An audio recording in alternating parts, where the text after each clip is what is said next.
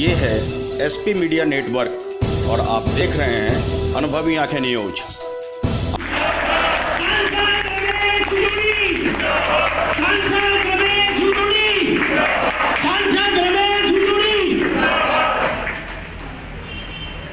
संसद जी और निश्चित रूप से ये जो आपदा आई थी और अभी खत्म हुई नहीं है, इस प्रकार के कार्यक्रम करने का औचित्य केवल एक होता है कि और लोगों को इस बात को देखकर सीख मिले। जैसे कहा था भूपेंद्र जी ने, अपने लिए तो सब जीते हैं, लेकिन दूसरे के लिए जो जिए वो परमपिता परमेश्वर का जीवन कहलाता है। राज्य के आंकड़े 1.5 से नीचे हैं तो वो केवल उसका कोई दोषी है तो दिल्ली का मुख्यमंत्री केजरीवाल है। हम बोलते हैं तो लोग कहते हैं, राजनीति बोल रहे होंगे लोग। ये यूट्यूब पे जाकर, ये आप गूगल पे जाकर आंकड़े प्राप्त कर सकते हैं। इसलिए भूपेंद्र जी ने कहा कि हम लोगों को दिल्ली को एक अच्छी राजधानी दिल्ली साबित हो, उसके लिए ऐसे लोगों को एक्सपोज करना चाहिए, हमको बोलना चाहिए। वो टीवी में करोड़ों रुपए खर्च करके और टीवी में बयान दे देता है, लेकिन लोग मरने को छोड़ दिए। जगमोहन जी ने जो जिक्र किया राधा स्वामी सत्संग का, जो पिछली बार केंद्र सरकार ने तैयार कराया था, इस बार उनका डिप्टी सीएम आता है और कहता है मैं 4 दिन में तैयार कर दूंगा। 4 दिन हो गए जब, मुझे लगा मैं देखने जाना चाहिए, इनके भरोसे कैसे दिल्ली के लोगों को छोड़े। हम वहां पर मौके पर पहुंचे तो कुछ भी नहीं, वही टेढ़े मेढ़े बैठ पड़े, गंद पड़ी, सफाई नहीं हो रही थी।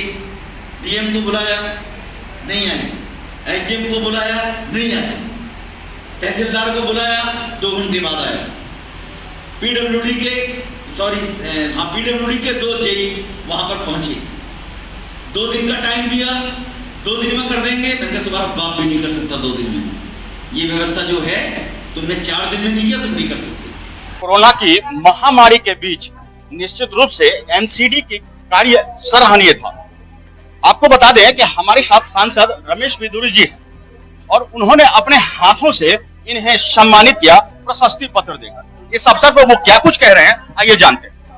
हमारी पार्टी ने तय किया था, नड्डा जी ने कहा था सेवा ही संगठन है। तो जो लोग कोरोना के टाइम में अपनी जान को जोखिम में डालकर और जनमानस की सेवा कर रहे थे, उनको कोरोना वॉरियर्स का नाम दे रहे थे, ऐसे लोगों को सम्मानित करने का हमारे यहाँ के लोकल निगम पार्षद भूपेंद्र जी के माध्यम से हुआ है। वो बधाई के पात्र हैं, तो उनको काढ़ा और प्रशस्ति पत्र के रूप में उनको एक भेंट के रूप में दिया गया, जिससे उनकी हौसला अफजाई हो और लोग इस बात से प्रेरणा लें कि आने वाले टाइम में ऐसी महामारी के वक्त लोग भी घरों से निकल कर आए, जनसेवा करें। सर, तीसरी लहर कोरोना की संभावना व्यक्त की गई है, आप अपने संसदीय क्षेत्र में इसको लेकर क्या तैयारी कर रहे हैं? हमारी तैयारी पूरी है। हमारी तैयारी केंद्र सरकार ने इस बार केजरीवाल जैसे राज्य सरकारों के भरोसे नहीं रहेंगे। जैसे मोदी जी ने 18+ की वैक्सीनेशन का काम अपने हाथ में ले लिया है, 80 करोड़ लोगों को अनाज देने की व्यवस्था की है। दीपावली तक तीसरी लहर आ जाएगी तो लोगों में भय नहीं रहेगा कि हम रोटी कहां से खाएंगे, अनाज कहां से खाएंगे। उसका काम देश के प्रधानमंत्री पहले से कर रहे हैं और भारतीय जनता पार्टी का कार्यकर्ता सेवा ही संगठन के नाम से जो कार्य कर रहा है, उस प्रकार से अब केजरीवाल के भरोसे नहीं रहेंगे। जैसे हमने दूसरी लहर में आइसोलेशन सेंटर लगभग 200 बेडों के खोले थे, वो हमारा सिस्टम यूं का यूं रहेगा। हम उसको 24 घंटे में तुरंत तैयार कर देंगे। अगर परमात्मा ने कभी ऐसा कोई मौका आया कि वो ऐसा परमात्मा ना करे, मैं तो कहूँ तीसरी लहर ना आए, लेकिन ऐसा कोई दुर्भाग्यशाली पल आया तो उसके लिए भाजपा के कार्यकर्ता तैयार है। निश्चित रूप से सर, राजनगर वार्ड से डॉक्टर भूपेंद्र गुप्ता निश्चित रूप से सराहनीय कार्य कर रहे हैं। ऐसे में आपका इनका सहयोग क्या कुछ कर रहे हैं? उनका नेचर है, वो आज पहली बार नहीं कर रहे हैं। ये समाज के प्रतिभाशाली बच्चे हों, बीमार हों, बुजुर्ग हों, सेवा भाव से भूपेंद्र जी इस प्रकार के कार्यक्रम समय समय पर करते रहते हैं। ये तो कोरोना आ गया, कोरोना में जो लोग किए उनका भी किए, और उससे अलावा भी हमेशा से जन सेवा के काम भारतीय जनता पार्टी के कार्यकर्ता के रूप में करते रहते हैं। निश्चित रूप से आपने सुना कि सांसद जी ने कहा कि वो अपने कार्य क्षेत्र में यूं ही सेवा करते रहेंगे। देखना होगा कि आखिर कोरोना की तीसरी लहर के बाद क्या कुछ सांसद जी के द्वारा सहयोग और सेवा भाव से क्या कुछ सुविधाएं उपलब्ध कराई जाती है, या तो भविष्य के गर्भ में। राजनगर वार्ड के निगम पार्षद डॉक्टर भूपेंद्र गुप्ता है, जिन्होंने कोरोना वॉरियर्स के रूप में तमाम एमसीडी के कार्यकर्ताओं को सम्मानित किया है। निश्चित रूप से यह बेहद सराहनीय है। आइए हम जानते हैं कि डॉक्टर साहब, ये जो आपने कोरोना योद्धा के रूप में एमसीडी कर्मियों को सम्मानित करने का निर्णय लिया, निश्चित रूप से ये सराहनीय है। तो क्या कुछ कैसे आपने यह विचार करा? देखिए, ये विचार तो बनाया नहीं, ये तो हमारे मन में हमेशा चलता ही रहता है। ये फ्रंट लाइन वर्कर्स हैं और इसके साथ साथ आपने पहले भी देखा होगा, हमने नर्सिस को, हमने डॉक्टर्स को, अब हमने एमसीडी के कर्मचारियों को प्रोत्साहित जो पुरस्कृत किया है, इनका हौसला अफजाई के लिए किया है। जिस प्रकार से बताया जा रहा है कि कोई कोरोना की तीसरी वेव भी आने वाली है, तो आज हम अपने लोगों को प्रोत्साहित नहीं करेंगे तो किस मनोबल के साथ वो तीसरी लहर में हमारी इस दिल्ली की सेवा कर पाएंगे।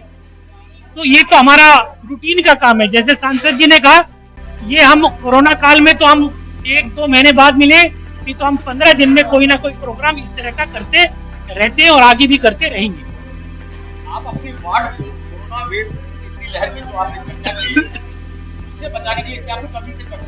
मैं आपको बताता हूँ, जैसे मैंने अपने भाषण में भी कहा था, हमने 50-60 लोगों की, जिस प्रकार से मोदी जी के द्वारा 1 लाख वॉलंटियर्स तैयार किए गए, उसी प्रकार से हमने अपने वार्ड में 50 वॉलंटियर्स की एक सेना कह दीजिएगा, एक ग्रुप कह दीजिएगा, तैयार किया है, जो हर घर के अंदर जो तीसरी वेव आएगी उसमें सेवा करने को तत्पर रहेंगे। निश्चित रूप से ये सराहनीय है कि 50 वॉलंटियर्स की एक टीम तैयार की गई है अपने वार्ड के लिए, जो इस बात पे नजर रखेंगे कि आखिर तीसरी लहर कैसे और कहां प्रभावित कर रहा है, ताकि लोगों तक सही समय पर सुविधाएं उपलब्ध हो सके। ये सब हर मुल्क का वो व्यक्ति बैठा है जो कि कोरोना काल के समय में कहीं ना कहीं किसी ने किसी रूप में कार्य किया है। इस कोरोना काल के 2 महीने के पीरियड में इन लोगों के द्वारा, इन कार्यकर्ताओं के द्वारा 900 कोरोना संक्रमित परिवार को कोरोना बूस्टर किट दिए हैं। तो उनकी सूची हमारे पास भी टेलीफोन नंबर है, एक घर में होता है कार्यकर्ताओं को देखिए। इसके अंदर अश्वगंधा, काढ़ा, सैनिटाइजर, मास्क, गोली आदि सामग्री थी। राजमहल में कोरोना संक्रमित 17 परिवार थे। कोरोना संक्रमित परिवार को बोल रहे हैं 17 परिवार ऐसे थे जिनको घर में बना खाना उपलब्ध कराया उनके टेलीफोन पर। उन 17 परिवारों की सूची हमारे पास बैठी है। संक्रमित परिवारों को घर में जब दवाइयां दिल्ली सरकार उपलब्ध नहीं करा पा रही थी, तो उनको हमने घर में जाकर दवाइयां उनका टेलीफोन आने के बाद उनको हमने दवाइयां भी उपलब्ध कराई। विजेंद्र जी, ये हमारे गाँव के सैनिटेशन गाइड है।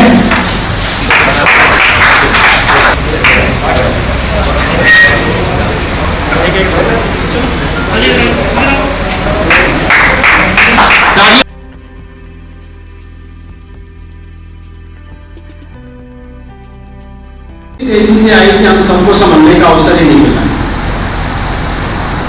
अब बात कुछ भी कह लें, सब लोग अंदर से जानते हैं कि घर से निकलना और घर के सामने माला घूम रही थी, किसके गर्दन में माला आके दम जाए, ऐसा माहौल में हो चुका है। तो गंदा आ रहा है। महात्मा गांधी मार्ग पर किसी ने मुझे मीटिंग देखी है, गली नंबर 8 से किसी ने मुझे मीटिंग देखी है, दिखाऊंगा भी बिल्कुल गंदा पानी, बिल्कुल घाट वाला पानी है। लोग गली नंबर 8 देखा मैं मेरे मोबाइल में अम्बेडकर मार्ग, महात्मा गांधी मार्ग, सबसे गंदा पानी। और आपने तो 5 साल 6 साल पहले कह दिया था दिल्ली का अगले साल में सबको अच्छा पानी दे दूंगा। कहाँ गया अच्छा पानी? अब 6 साल बाद कह रहे अगले 5 साल में अच्छा पानी दे दूंगा। तुम्हारी जवान पर विश्वास कैसे है? ये आपको बोलना पड़ेगा, आपको घर घर के अंदर जल जाने का ध्यान लगाना पड़ेगा। कोरोना काल में काफी ऐसे कार्य हैं जो सबने किए और बहुत ही सराहनीय कार्य किए, काफी लोगों ने बताया भी। मैं एक छोटी सी कविता के माध्यम से जो कोरोना के जो रियल हीरो है उनके बारे में कुछ पंक्तियां आपको सुनाना चाहूंगी। आज बहुत जरूरी है एक एहसास, आज बहुत जरूरी है एक एहसास, सोचना उनके बारे में जिनकी बदौलत अब तक है सांस। जब आशाएं जूझ रही थी, जब आशाएं पूछ रही थी, जब उम्मीदें सहम रही थी, जब दबे पांव एक दुश्मन हमारे बीच उतर रहा था, तब कोई हमारे लिए बाहर निकल रहा था। हम जानते हैं यह सिर्फ अपनी ड्यूटी निभाना नहीं है, ज्यादा है उसे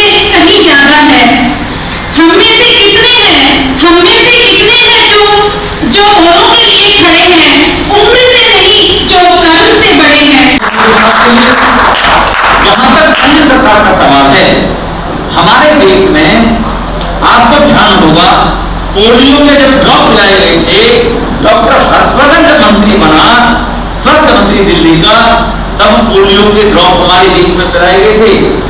बाकी के दुनिया के सभी देशों में जब पोलियो से मुक्ति मिल रही थी, तो बची हुई वैक्सीन भारत को दी गई थी लोगों को, कौन देशों में। हमारे यहाँ पोलियो का ड्राइव तब शुरू हुआ जब पूरी दुनिया में खत्म हो गया। ये हमारे देश की स्थिति होती है।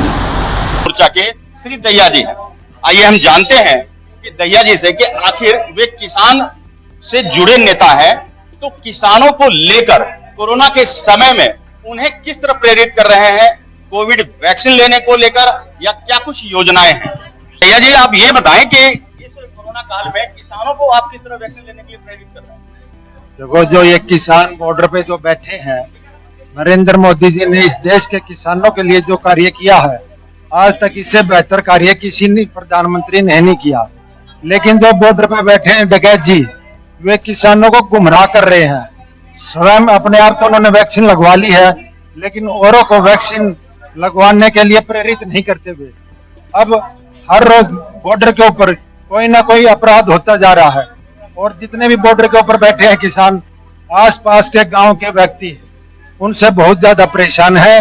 बहन बेटी निकल नहीं पाती। और कल भी एक किसान को दूसरे ने आग लगा के उनको मारने की कोशिश की, ताकि ये किसान आंदोलन के अंदर उपद्रव फैलाया जाए, इसको गलत दिशा में ले जाया जाए। ऐसे में आप किसानों से क्या कहना चाहेंगे। मैं किसानों से अपील करना चाहता हूं कि नरेंद्र मोदी जी सबसे ज्यादा किसानों के लिए काम किया है, और अब भी सभी फसलों पर MSP बढ़ाया है। मैं सभी किसानों से हाथ जोड़ के निवेदन करता हूं कि वे राजनीति ना करें, इस देश के भलाई के लिए सोचें, और वे अपने घर जाएं।